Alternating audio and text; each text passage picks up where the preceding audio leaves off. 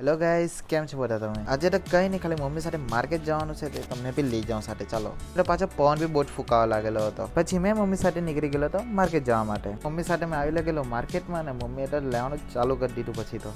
પછી મમ્મીને letter 5 minute થઈ ગઈ, ને મને તો કંટાળી ગયો ઊભી રહીને 5 મિનિટમાં.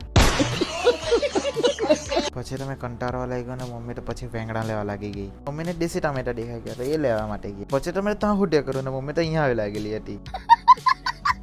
મમ્મી બધી શાકભાજી લઈને આવી લાગી ને મેં તો ખુશ થઈ ગયો કે ચાયલા ઘરે હવે ને, એટલે મેં બધું ફટાફટ મુકાઈ દીધું મમ્મી પર કે ચાલ મૂકી દે હવે ચાયલા. એવું વિચાર્યું, મારી ભૂલ હતી. મમ્મી પાછી લેવા માટે ઉભી રાખ્યો મને. मुझे अपने घर जाना है.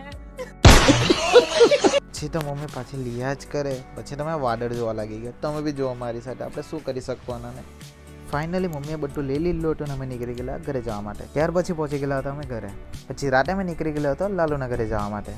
પછી લાલુના ઘરે આવી ગયેલો હતો ને અમે બી નીકળી ગયેલા હતા તિથલ જવા માટે. પછી અમે આવી ગયેલા હતા તિથલ. તમે બી વિચારતા જ હશે કે દરરોજના તિથલ આવી જતા હું આ લોકો તો આપણા ભાઈઓને મળવા વગર રહેવાય જ નહીં, એટલે આપણે આવી જ લાગે દિલ્હી તિથલ. અહીંયા જોઈન કરીએ આપણે ભાઈઓ સાથે. આપણે મળીશું બીજા બ્લોગમાં.